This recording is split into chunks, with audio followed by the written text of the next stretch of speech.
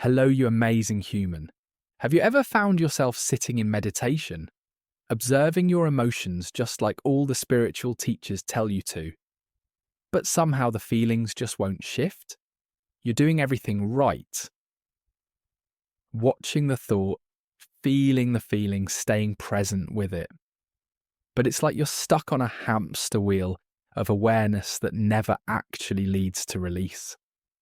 If that sounds familiar, I'd love to share something with you today that could change how you approach emotional healing forever. I discovered this completely by accident during my own healing journey. I was sitting there feeling really sad because I felt let down by a close friend. I'd been practicing all the techniques from The Greatest Secret, Byron Katie's work, and countless other teachings about the power of observation. I was observing this sadness, watching it, staying present with it, but it just wouldn't budge. It felt like I was staring at a locked door without the key. Then something beautiful happened. I heard this gentle voice from within, maybe my higher self, maybe my intuition, that simply asked, "Yeah, but what's beneath that?" And suddenly everything shifted. As soon as I asked that question, I realised I wasn't actually just sad. Beneath that sadness was anger. I was furious that this friend had let me down, but I'd been avoiding feeling that anger because, well, anger didn't feel very spiritual. The moment I acknowledged the anger, there was this immediate sense of relief, like finally exhaling after holding my breath. But that voice spoke again. What's beneath that? So I went deeper. Beneath the anger, I discovered fear. I was terrified of actually expressing my anger because I believed that if I showed this friend how upset I was, I would lose them completely. The core belief that had been running the whole emotional show was fear of rejection and abandonment. The instant I touched that core fear, not just intellectually, but felt it in my body, everything released. There were tears, yes, but they were tears of liberation, not suffering. I could literally feel the block dissolving. This experience showed me something profound that isn't talked about enough in spiritual circles. Surface emotions often aren't the real issue. They're like the top layer of an archaeological dig. If you only clear the surface, you'll never find the treasure buried beneath. Carl Jung understood this beautifully through his shadow work.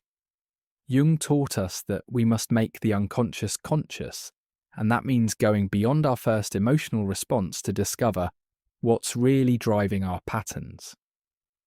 He showed us that the shadow contains not just negative traits we've rejected, but often positive traits that we've disowned because they were discouraged or punished. Here's what I've discovered through my own practice and working with others. Emotions come in layers, like an onion.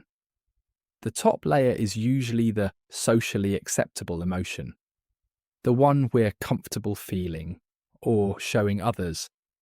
Sadness often feels more acceptable than rage. Disappointment feels safer than terror. But here's the thing. If you only work with the surface layer, you're essentially putting a bandage on a deeper wound. The pattern will keep recurring because you haven't addressed the root cause. So how do you actually use this "what's beneath that" technique? It's beautifully simple but requires courage and self-compassion. First, when you notice you're stuck in an emotional state, get curious instead of trying to fix or change it immediately. Start with gentle observation. I notice I'm feeling anxious, or I'm aware there's sadness here. Then, instead of stopping there, ask yourself with genuine curiosity, what's beneath that?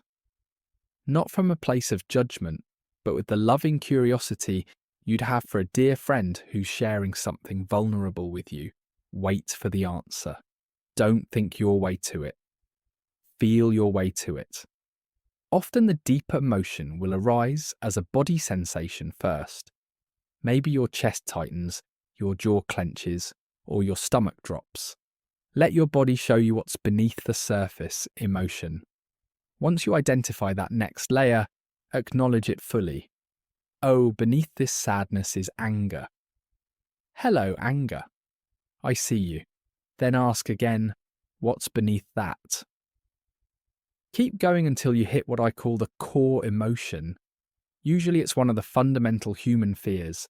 Fear of rejection, fear of not being enough, fear of being powerless, fear of being unsafe. When you touch that core fear and really feel it in your body, that's when the magic happens. For my beautiful ADHD minds, this technique can be particularly powerful because it works with your brain's natural pattern-seeking abilities. Your minds are brilliant at making connections that others might miss. If sitting still feels challenging, try walking while you do this inner inquiry, or even dancing the emotions through your body. What makes this approach so different from just observing is that you're not trying to transcend or rise above your emotions. You're diving deeper into them with curiosity and love. It's the difference between skimming the surface of a lake and diving down to discover the treasures on the bottom. The research from neuroscience backs this up beautifully. Dr. Dan Siegel's work shows us that when we can name it to tame it, when we can accurately identify and feel our emotional experiences, we literally integrate different parts of our brain. This integration is what creates lasting healing and emotional freedom. Here's what I want you to know. You don't have to spend years sitting with surface emotions, hoping they'll eventually dissolve. You have the power to compassionately investigate what's really going on beneath the surface. Your emotions aren't random. They're intelligent messengers trying to show you something important. Yes, there can be some sitting and pondering on one layer before you find the next, but take the time and honour the emotions. And please be gentle with yourself in this process. Sometimes what's beneath our initial emotion is vulnerable, tender, or intense. That's okay. That's actually where the healing lives. As Dr. Gabor Mate reminds us, our emotional wounds often stem from childhood experiences, and they need our adult compassion to heal. Remember, tears during this process aren't a sign that something's wrong. They're often a sign that something's finally being released. Tears are liquid emotion leaving your body. They're healing in motion. The beautiful thing about this technique is that once you find and feel that core emotion, it often releases naturally. You don't have to figure out how to fix it or heal it. Just seeing it clearly and feeling it fully with compassion is often enough to transform it. So next time you find yourself stuck in an emotional pattern, that observation alone isn't shifting. I invite you to get curious and ask, what's beneath that? Keep asking until you find the treasure buried in the depths of your being. What deeper truth is waiting to be discovered beneath your current emotional experience? Thank you so much for watching. If this resonates, drop us a heart to show you have made it till the end.